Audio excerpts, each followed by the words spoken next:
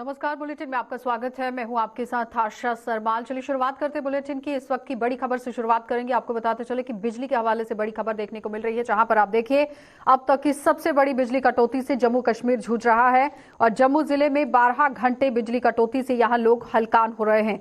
और जम्मू में निर्धारित 1300 मेगावाट के बजाय 700 मेगावाट बिजली यहां सप्लाई हो रही है और कश्मीर में 1700 मेगावाट के बदले 1000 मेगावाट बिजली मिल रही है। लगातार आप देखिए जम्मू कश्मीर के अंदर जहां गर्मी चरम पर है और वहीं पर बिजली कटौती से भी लोग परेशान होते हुए नजर आ रहे हैं। जिला जम्मू में 12 घंटे की कटौती की वजह से लोग परेशान और जम्मू में निर्धारित 1300 मेगावाट की बजाय 700 मेगावाट बिजली ही यहां सप्लाई हो रही है। और कश्मीर की बात करें तो आप देखिए 1700 मेगावाट के बदले यहां सिर्फ और सिर्फ 1000 मेगावाट बिजली यहां फराहम कराई जा रही है। इस वक्त की बड़ी अपडेट लगातार आप देखिए जम्मू और कश्मीर के अंदर रमजान का महीना चल रहा है और सहरी इफ्तारी के समय में पूरी तरह से बिजली फराहम होना बहुत जरूरी था, लेकिन प्रशासन इस पर कितना काम कर पाया है, किस तरह से पूरा काम चल रहा है, ये जानना बहुत जरूरी था। लेकिन ग्राउंड रिपोर्ट आप देखिए किस तरह से देखने को मिल रही है, जहां पर बिजली कटौती से लोग परेशान होते हुए नजर आ रहे हैं। 1300 मेगावाट की बजाय 700 मेगावाट बिजली सप्लाई कराई जा रही है जम्मू के अंदर। और अगर कश्मीर की बात करें तो 1700 मेगावाट की बजाय यहां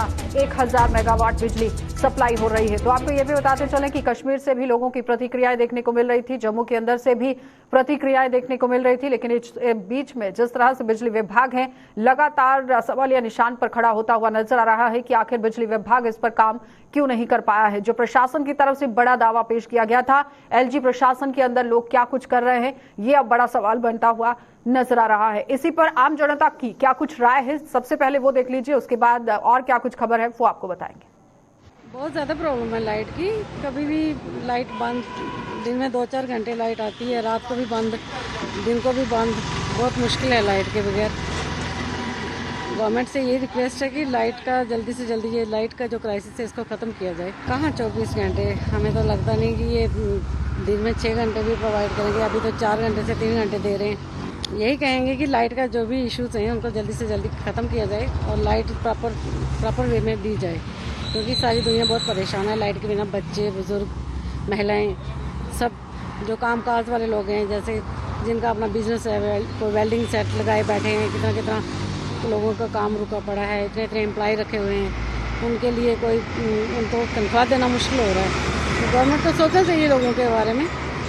इतना बड़ा पैकेज आने के बावजूद, इतना बड़ा स्ट्रक्चर चेंज होने के बावजूद भी आज लाइट की ये दर्दशा है। और खासकर जम्मू के लोगों के लिए जितना भी जम्मू का रेवेन्यू है वो सारा का सारा जम्मू वाले दे रहे और कश्मीर वाले रेवेन्यू दे रहे। वहाँ बिजली देखिए बड़ी बड़ी है और जम्मू वाले हर बार पीछे जाते हैं। ये हर बार हमारे साथ नाइंसाफी हो रही है, चाहे पॉलिटिकल लेवल पे देखो या किसी भी एंगल पे देखो, हर बार जम्मू क्यों आगे पीछे जाता है, इसके बारे में सरकार को सोचना चाहिए। अब पीछे क्या हो रहा है ये किसी को पता। बोलते हैं जी कोयले को जम्मू कश्मीर को फायदा है नहीं, कोयले को बिजली तैयार होती है। यहाँ तो सारी बिजली पानी पे तैयार हो रही है। यहाँ तो पानी बेशुमार डैम पड़े हुए हैं हमारे, यहाँ पानी की इतनी किल्लत नहीं है जितनी ये लोग बढ़ चढ़ के बता रहे हैं। और मुझे खास तौर पर यहाँ पे एक हमें इंफॉर्मेशन भी से मिली है कि कुछ बड़े जो प्रोजेक्ट हैं, बड़ी बिल्डिंग फैक्ट्रीज वगैरह, वहाँ पे डायरेक्ट बिजली जा रही है। और जो एयरपोर्ट है यहाँ का स्थानीय एयरपोर्ट सवारी में, वहाँ को डायरेक्ट सप्लाई दी गई है और आम जनता को परेशान कर रही है लोग। चलिए, तो फिलहाल आपने देखा कि आम लोगों का क्या कुछ कहना था, किस तरह से वो बिजली को मद्देनजर रखते हुए प्रशासन पर निशाना साधते हुए नजर आ रहे हैं। हमारे चैनल हेड विनोद कुमार हमारे साथ जुड़ चुके हैं। विनोद जी, आपसे जानना चाहेंगे, जिस तरह से आम जनता हलकान हो रही है, क्या लगता है कि मुख्य कारण क्या रह रहा है इस तरह से कटौती करने के पीछे का? देखिए, ये तो पूरे देश भर में हो रहा है। कोयले की शॉर्टेज है और रशिया और यूक्रेन का जो युद्ध है वो भी इसका एक बड़ा कारण है। लेकिन अमूमन हम देखते हैं कि जम्मू कश्मीर में जब समर होता है तो पावर की कर्टेलमेंट ज़्यादा रहती है। लेकिन पहली मरतबा हमने देखा कि 12 घंटे के लगभग बिजली की कटौती आ रही। राउंड द क्लॉक देखा जाए तो 24 घंटों में से 12 घंटे ही लोगों को बिजली मिल रही है और इससे इंडस्ट्री भी पूरी तरह से चरमरा गई है। कारोबार जो व्यापारी तबका होता है उसने ई बिलिंग करनी होती है, जब पावर नहीं होती है तो ई बिलिंग नहीं कर पाते और उनको जुर्माना भी हो रहा है। इसके अलावा आम पब्लिक, सीबीएसई के एग्जाम अभी शुरू हो रहे हैं, तो कहीं ना कहीं आम पब्लिक वाकई में हलकान है। और इसका प्रमुख कारण ये भी है कि कहीं ना कहीं हम पावर परचेज नहीं कर पा रहे हैं। पावर इस वक्त महंगी हो चुकी है। जो हमारे पास अवेलेबिलिटी है 3000 मेगावाट की हमें ज़रूरत है और 1700 मेगावाट जम्मू कश्मीर को मिल पा रहा है। तो इतनी बड़ी शॉर्टेज को कम करने के लिए कर्टेलमेंट करनी पड़ रही है। इस कर्टेलमेंट की वजह से लोगों में नाराजगी है। इवन कल चैम्बर ऑफ कॉमर्स ने बाकायदा एक प्रेस कॉन्फ्रेंस की और सरकार को चेतावनी दी कि अगर पावर नहीं देंगे तो वो बिल भी नहीं देंगे। तो कहीं ना कहीं क्राइसिस बना हुआ है।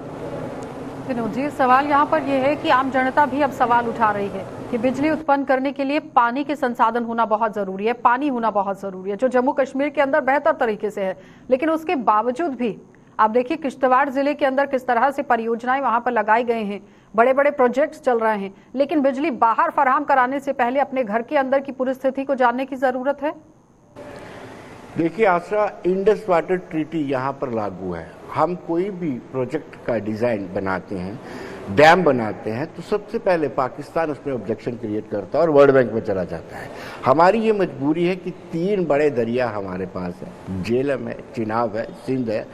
इन तीनों का पानी हम इस्तेमाल नहीं कर सकते कायदे से, उसके लिए हमें परमिशन लेनी पड़ती है और जो डिज़ाइन बनाना पड़ता है उसको ऑब्जेक्ट लेकर के ऑब्जेक्शन होती है।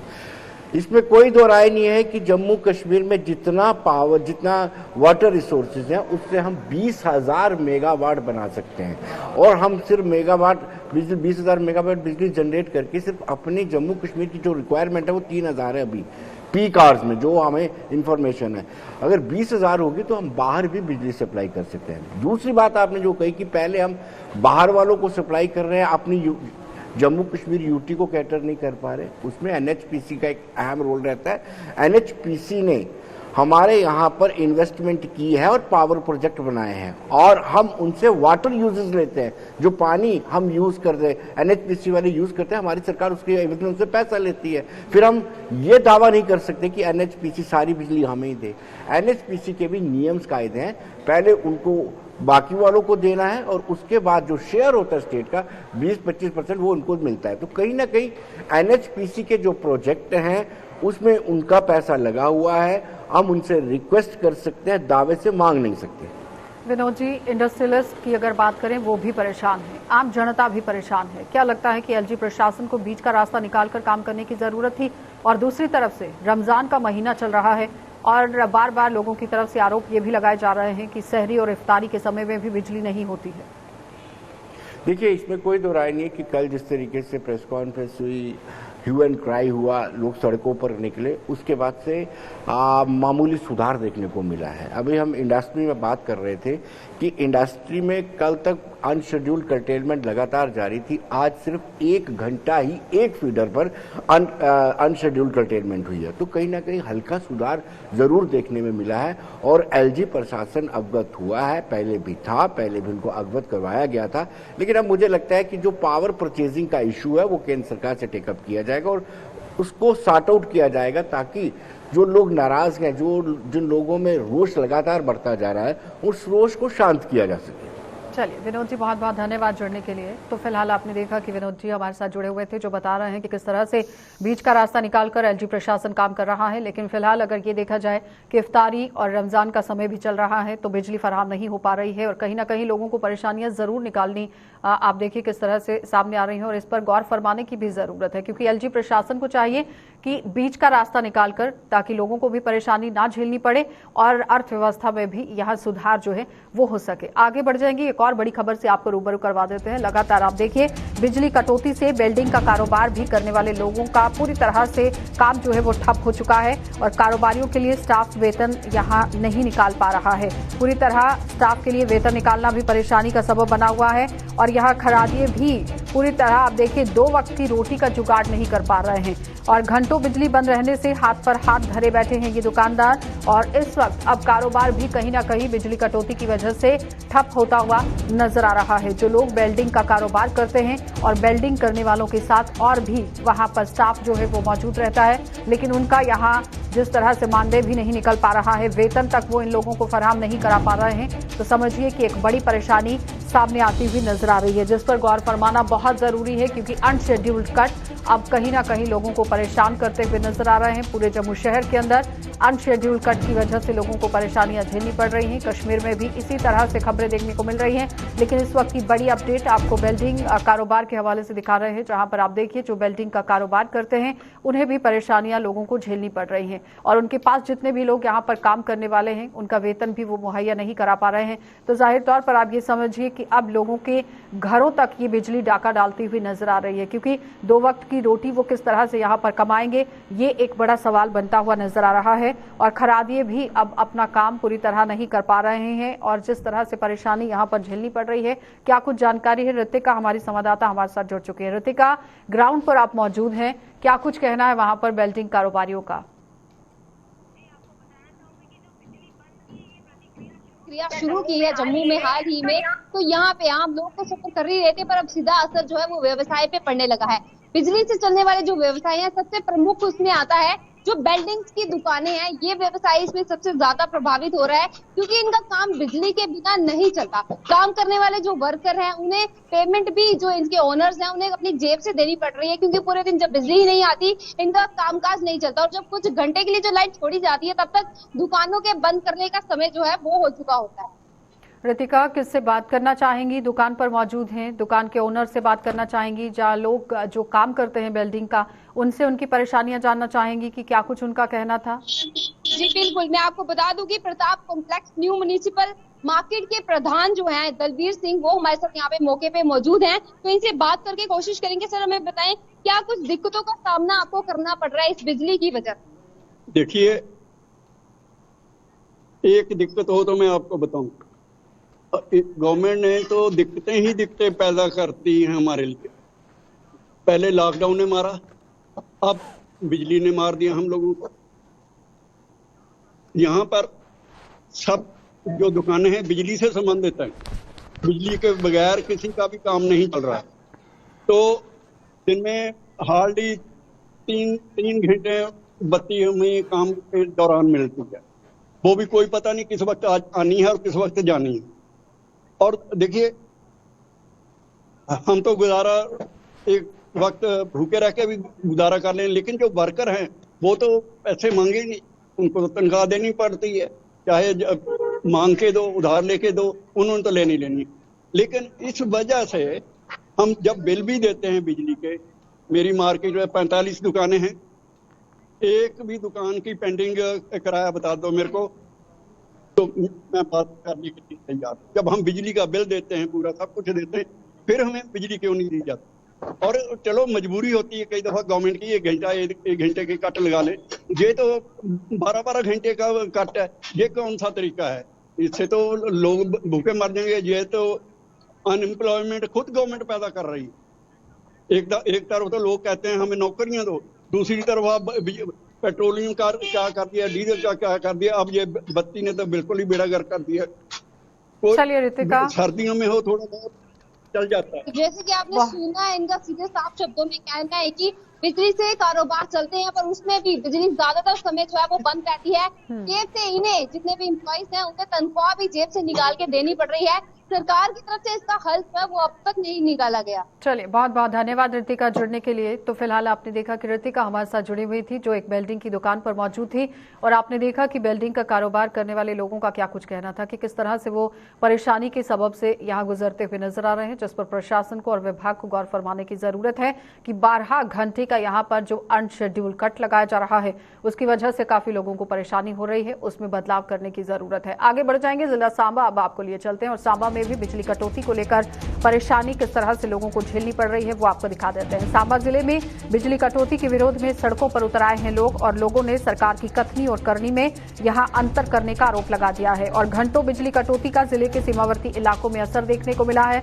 इस वक्त की बड़ी अपडेट जिला सांबा में देखने को मिल रही है, जहां पर आप देखिए लगातार लोग जो है वो धरना प्रदर्शन किस तरह से करते हुए नजर आ रहे हैं। सड़कों पर लोग मौजूद हैं और लोगों ने सरकार की कथनी और करनी पर यहां अंतर में ही आरोप लगा लगाने शुरू कर दिए हैं। कहने का मतलब यह है कि सरकार की तरफ से जो बड़ा दावा पेश किया गया था वो कहीं ना कहीं जमीनी सतह पर सच साबित होता हुआ नजर नहीं आ रहा है, जिसकी वजह से लोगों को काफी परेशानियां झेलनी पड़ रही हैं। जिला सांबा के अंदर लोग धरना प्रदर्शन कर रहे हैं क्योंकि अनशेड्यूल कट की वजह से सांबा में भी लोग काफी परेशान हैं। साफ तस्वीरों में भी आप देख सकते हैं किस तरह से लोग जो है वो अपने घरों से बाहर निकले हुए हैं और विभाग के खिलाफ पूरी तरह से यहाँ आप देखिए प्रदर्शन करते हुए नजर आ रहे हैं, क्योंकि 12 घंटे का जो अनशेड्यूल कट लगाया जा रहा है उसका खामियाजा आम जनता को भुगतना पड़ रहा है, कारोबारियों को भुगतना पड़ रहा है। जो लोग अपना कारोबार कर रहे हैं उन्होंने भी देखा आपने किस तरह से प्रतिक्रियाएं आपने सामने रखी हैं। तो बिजली विभाग को भी काम करने की जरूरत है और सबसे पहले यहाँ मसौदा तैयार करने की जरूरत है एलजी प्रशासन को, क्योंकि एलजी प्रशासन के बीच में जितने भी लोग काम कर रहे हैं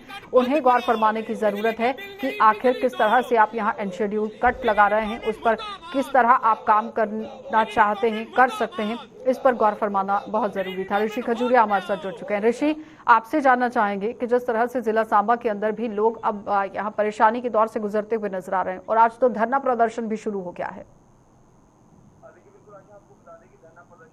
पिछले 5 से 6 दिन से लगातार जारी है। चाहे पूरे अगर जिला सांबा की बात करें तो अलग अलग एरिया जिसमें बॉर्डर का इलाका आता है, शहरी इलाका आता है या और कंडी इलाका जो आता है, वहाँ के लोग काफी ज्यादा परेशान हो चुके हैं। और लगातार अगर 24 घंटे का दिन होता है तो 24 घंटे में यहाँ 15-15, 16-16 घंटे यहाँ पर बिजली के कट जो वो लगाए जा रहे हैं। अनशेड्यूल पावर कट्स हैं जिससे किसान भी काफी ज्यादा परेशान है।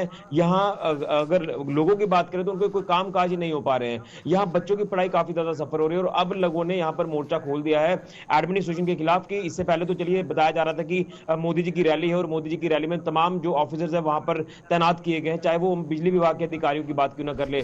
लेकिन अभी भी कोई स्पष्टीकरण जो वो बिजली विभाग की तरफ से नहीं दिया जा रहा है। इस तरह के जो अनशेड्यूल्ड पावर कट्स किए जा रहे हैं और लोगों ने यहाँ पर प्रदर्शनों का सिलसिला शुरू कर दिया और लोगों ने साफ तौर पर कहा कि ये बिजली की जो आपूर्ति है सही मायनों में मुहैया करवाना जो वो जल्द शुरू करे प्रशासन, नहीं तो आने वाले दिनों में यहाँ पर प्रदर्शनों का सिलसिला और तेज होगा। हालांकि इससे कुछ कभी कोई ये बताते हैं कि नॉर्थ ग्रिड का जो कोई पैसा देने वाला है, कुछ इस तरह की बातें जो वो निकलकर सामने आती हैं। यहाँ ये भी बताया जा रहा है कि बिजली जो बाहर सप्लाई की जा रही है। इस तरह की अलग अलग टिप्पणियां अलग अलग जगहों से हमें सुनने को मिल रही है, लेकिन स्पष्टीकरण अगर देखें तो अधिकारियों का इस पर नहीं आ रहा है, ताकि लोगों को ये स्पष्टीकरण दे कि आखिर क्या कारण है, क्या वजह है कि जो बिजली के अनशेड्यूल्ड पावर कट्स है वो किए जा रहे हैं। देखिए, रात को तो बिजली होती ही नहीं है तमाम, ये पूरे एक सांबा की बात नहीं है, इससे जम्मू कश्मीर यूटी का अगर इसे हाल इस समय का हाल देखें तो ये सेम एक जगह का हाल जो वो बयां होता हुआ नजर आ रहा है। शहर हो, ग्रामीण इलाके हो, कंडी इलाके हो या बॉर्डर के इलाके हो, तमाम हर जगहों पर इस समय जो क्राइसिस है बिजली का वो देखा जा रहा है। और इसके साथ साथ यह दिक्कत ये पेश आ रही है कि अगर पानी की सप्लाई आती है तो पानी की सप्लाई भी आगे सुचारू रूप से नहीं चल पाती, क्योंकि बिजली ही नहीं होती तो पानी की आगे सप्लाई किस तरह से जाएगी। और मुझे लगता है कि अगर इसी तरह से हाल रहा तो हाहाकार जो वो आने वाले दिनों में मचने वाला है। और यहाँ ये बताइए कि जिस तरह से लोग प्रदर्शन कर रहे हैं, क्या विभाग की तरफ से या प्रशासन की तरफ से इन्हें कोई आश्वासन दिया गया?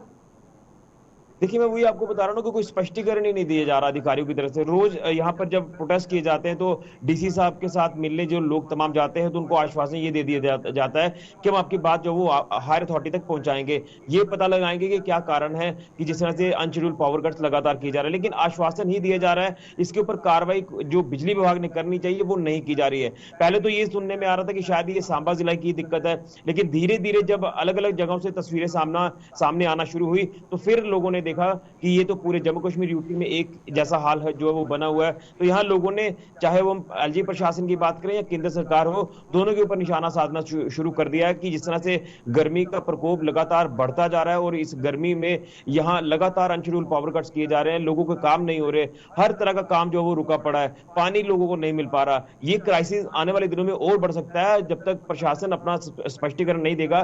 मुझे लगता है कि लोगों का गुस्सा जो वो थमने वाला नहीं है। और अभी भी कुछ देर पहले आपको बता दें कि एक फोन कॉल हमें भी आती है कि बॉर्डर के तमाम लोग यहां पर प्रदर्शन करने के लिए मजबूर हैं, क्योंकि किसान जो गेहूं की खेती कर रहे हैं वहां अब आने वाले दिनों में उन्होंने और फसल लगानी है, उसके लिए पंप सेट चलाने हैं। तो बिजली नहीं होगी तो किस तरह से खेत यहां पर जो वो दोबारा से लहलाते हुए नजर आएंगे। तो ये मुझे लगता है कि प्रशासन को इसके ऊपर काफी ज्यादा गौर करने की जरूरत है और पब्लिक डोमेन में। तो फिलहाल आपने देखा कि ऋषि खजूरिया हमारे साथ जुड़े हुए थे जो बता रहे हैं कि बिजली कटौती की परेशानी यहाँ सिर्फ शहर के अंदर ही नहीं, गांव में भी देखने को मिल रही है और उसके साथ साथ किसानों को भी इसका खामियाजा भुगतना पड़ रहा है, क्योंकि किसानों को अपनी फसल की कटाई के लिए कंबाइन मशीनें भी लगानी हैं और दोबारा से बुआई के लिए भी यहाँ जो पानी है वो सप्लाई होना बहुत जरूरी है, जो बिजली के बिना बिल्कुल भी नहीं हो सकता है। आगे बढ़ जाएंगे, जिला कठुआ अब आपको लिए चलते हैं और आईबी सेक्टर पर किस तरह से काम चल रहा है वो आपको दिखा देते हैं, क्योंकि आईबी पर तारबंदी के बाद दशकों बाद यहाँ जो गेहूं बोआई गई थी उसकी कटाई शुरू कर दी गई है। किसानों को आप देखिए कि गोलियों का डर अब बिल्कुल भी सताता हुआ नजर नहीं आ रहा है। हीरानगर सेक्टर के चाकचंगा इलाके में यहाँ कंबाइन मशीन का शोर गूंज रहा है और जिले के डीसी की मौजूदगी में फसल समेटने में यहाँ किसान पूरी तरह से लगे हुए हैं। यानी जिला सांबा से देखने को मिला कि किसानों को कंबाइन मशीनें भी लगानी है, लेकिन उसका भी इस्तेमाल यहाँ हम देखिए किस तरह से बिजली की वजह से नहीं हो पा रहा है। लेकिन जिला कठुआ की आईबी सेक्टर की अगर बात करें तो वहां पर भी कटाई शुरू हो चुकी है और बिल्कुल भी डर खौफ नहीं है किसानों के अंदर। लोग आराम से अपना काम करते हुए नजर आ रहे हैं। डीसी भी मौके पर मौजूद हैं और पूरी तरह से आप देखिए किस तरह इस पूरे काम पर नजर जो है वो डीसी की तरफ से भी गड़ाई गई है। लेकिन सवाल यहाँ पर यह है कि अलग अलग जिलों के अंदर जम्मू संभाग की भी बात करें या फिर कश्मीर संभाग की बात करें, वहां पर आप देखिए बिजली कटौती की वजह से लोग काफी परेशान हैं। तो आज पूरे बुलेटिन में आपको दिखाया गया कि बिजली कटौती की वजह से किस तरह से पूरे संभाग के अंदर, पूरे जम्मू कश्मीर के अंदर त्राहिमाम मचता हुआ नजर आ रहा है। साफ तस्वीरें आप देखिए किस तरह से कंबाइन मशीनें आईबी पर लगाई गई हैं, सीमा के उस पार लगाई गई हैं, जहां पर आम लोग अपना काम करते हुए नजर आ रहे हैं। किसानों के लिए ये एक सौगात से कम नहीं है, क्योंकि कई एकड़ जमीन ये बंजर पड़ी हुई थी। लेकिन उसके बाद यहां प्रशासन ने, सरकार ने पहल करते हुए इन लोगों को फसल लगाने का मौका दिया और आज इस फसल की कटाई को शुरू कर दिया गया है। कंबाइन मशीनें वहां पर पहुंचाई गई हैं और डीसी राहुल यादव मौके पर पहुंचे हैं। क्या कुछ कहना है सरबजीत, हमारे संवाददाता ग्राउंड से हमारे साथ जुड़ चुके हैं। सरबजीत, किस तरह से पूरा काम चल रहा है वहां पर?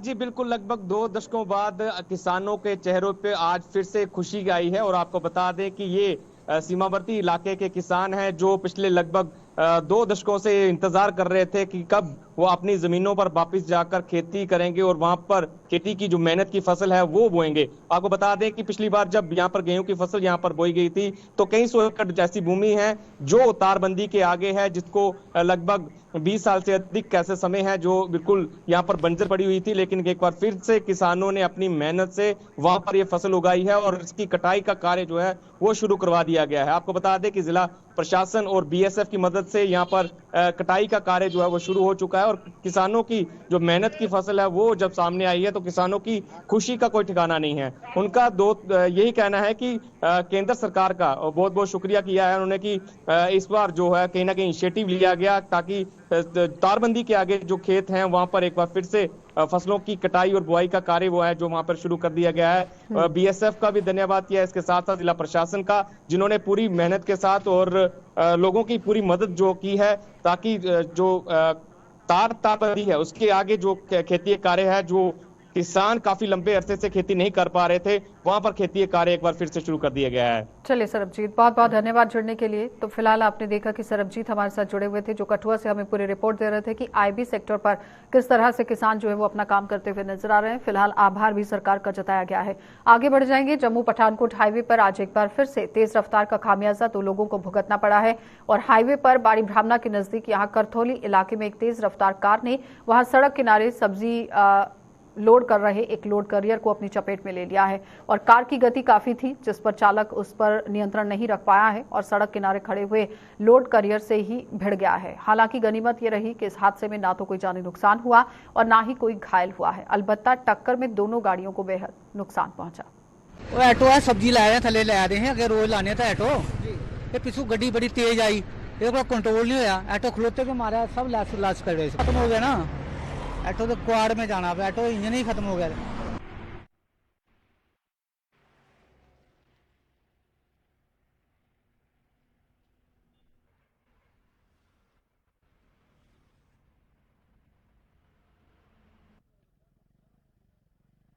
तो अखनूर के खौड़ कस्बे में आग लगने से तकरीबन 200 कनाल से भी ज्यादा यहाँ गेहूं की फसल जलकर राख हो गई है। पंचायत तरोटी के करीब 15 जमींदारों को इसका नुकसान उठाना पड़ा और पीड़ित किसानों की माने तो यहाँ आग किन कारणों से लगी है इसका पता नहीं चल पाया है और स्थानीय सरपंच बचन सिंह के मुताबिक ज्यादातर किसान गेहूं की फसल पर ही निर्भर करते हैं और अच्छी फसल होने पर उन्हें काफी उम्मीद रहती है, लेकिन आग ने उनके अरमानों पर पानी फेर दिया है। खुद का यहाँ गुजारा करने के साथ साथ जानवरों के लिए भी चारे का इंतजाम करना अब उनके लिए मुश्किल हो गया है।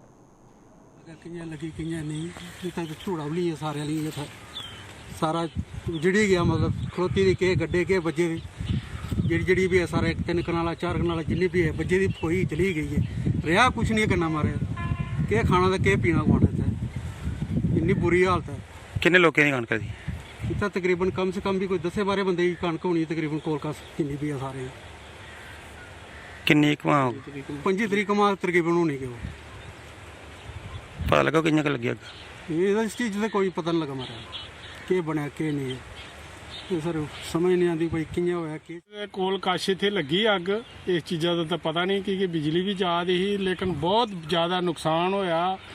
ਇੱਥੇ ਲੋਕ 25-30 ਬੰਦੇ ਦਾ ਜਿਹੜੀ ਜ਼ਮੀਨ ਕਿ ਆਖਦੇ ਕਣਕ ਤੇ ਭੋ ਤੇ ਬੱਦੇ ਦੇ ਗੱਡੇ ਤੇ ਬੜਾ ਮੁਸ਼ਕਲ ਕੀ ਕਿ ਗਰੀਬ ਜਨਤਾ ਹੀ ਇਹ ਤਲਕਾ ਗਿਆ 30-40 ਕਮਾ ਜਿਹੜਾ ਹੈ ਬਿਲਕੁਲ ਤਬਾਹ ਹੋਈ ਆ।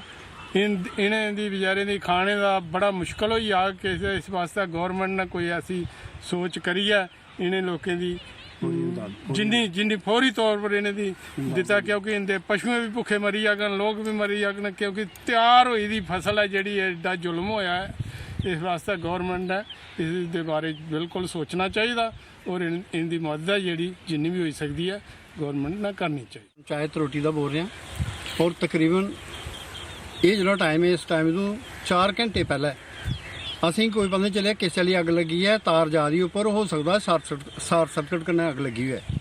ਇਹ ਤਕਰੀਬਨ ਕੋਈ 30-35 ਕਮਾਂ ਦੇ ਕਰੀਬ ਲੱਗੀ ਹੈ ਔਰ 20-25 ਕੁੰਭੇ ਜਿੰਦੀ ਜ਼ਮੀਨ ਸੜੀ ਗਈ ਹੈ।